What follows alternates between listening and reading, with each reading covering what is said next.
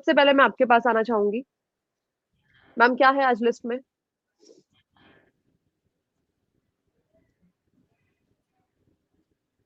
Ma'am आपका mic mute है, kindly unmute it.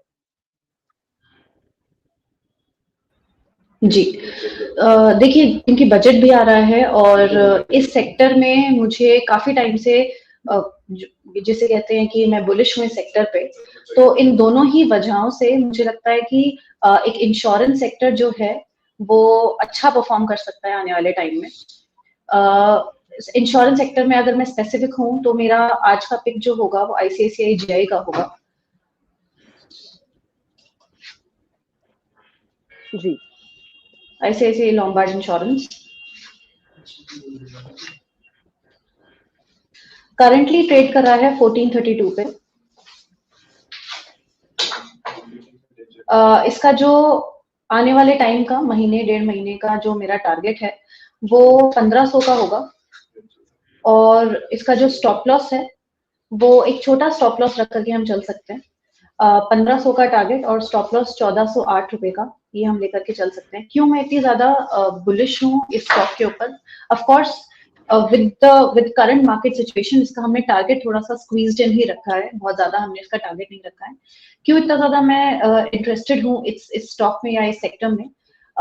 इसका अगर आप प्राइस टू अर्निंग रेशियो देखेंगे, भले ही कितना भी बुलिश हो अभी इस रिसेंट टाइम में, कितना भी ये ऊपर गया हो, लेकिन फिर भी इसका जो प्राइस टू अर्निंग रेशियो है वो इंडस्ट्री एवरेज के कंपैरिजन में काफी कम है।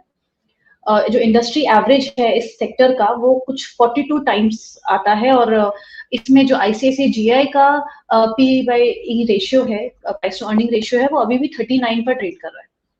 इसकी जो अर्निंग्स है वो पहले भी कुछ 10 से 15% के आसपास सीएजीआर की मैं बात कर रही हूँ पिछले 5 साल की, उस पे ग्रो कर रही थी और आने वाले टाइम पर भी बिल्कुल यही उम्मीद है कि ये इसी तरीके से ग्रो करती रहेगी।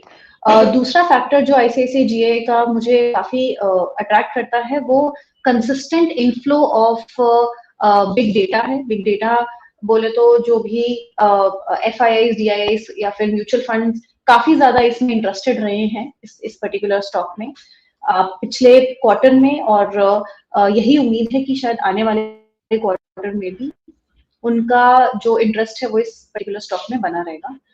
ये कुछ फैक्टर्स हैं जो फंडामेंटली तो फैंटास्टिक स्टॉक है, फंडामेंटली इसमें कोई प्रॉब्लम नहीं है। रेवेन्यू इसका 17.8% का रेवेन्यू वाइज इसमें आपको प्रॉफिट पिछले कुछ टाइम से जो इसका जो रेवेन्यू परसेंटेज है वो आपको देखने को मिलता है। नेट प्रॉफिट भी इसका काफी अच्छा है और इसी तरीके से आपका ऑपरेटिंग प्रॉफिट भी इस पर्टिकुलर स्टॉक में काफी अच्छा देखने को मिलता है। तो ऑल इन ऑल चाहे बाजार कैसा भी हो, बजट की वजह से या कह लीजिए इसके पास्ट परफॉर्मेंस फंडामेंटल की वजह से ये स्टॉक अच्छा परफॉर्म करने के पूरे चांसेस हैं स्टॉक के अभी भी।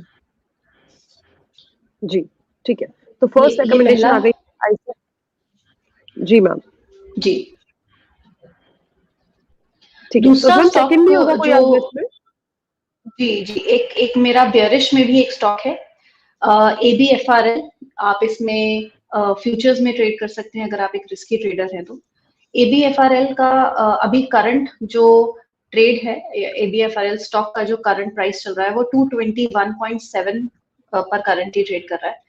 आप इसमें पोजीशन बना सकते हैं अपनी। ये ऑल्दो आज का लो बना करके ये ऊपर आया है, तो थोड़ा सा और ऊपर आप जा सकते हैं, जाने दे सकते हैं इस पर्टिकुलर स्टॉक को। तो आप सेल ऑन राइज इसमें आप अडॉप्ट कर सकते हैं। करंट प्राइस पर भी आप इसमें पोजीशन बना सकते हैं, उसमें कोई प्रॉब्लम नहीं है। तो 221.7 पे आप इसका जो टारगेट है वो रख सकते हैं, कुछ 217 रुपीज का इसका जो टारगेट है। 217 शॉर्ट टर्म है, आप 2-3 दिन का इसमें ट्रेड कर सकते हैं। 217 का आप इसमें टारगेट जो है वो सेट कर सकते हैं और जो इसमें स्टॉप लॉस होगा आपका वो 225 का होगा। तो एक ये छोटी अवधि का ट्रेड है ABFRL।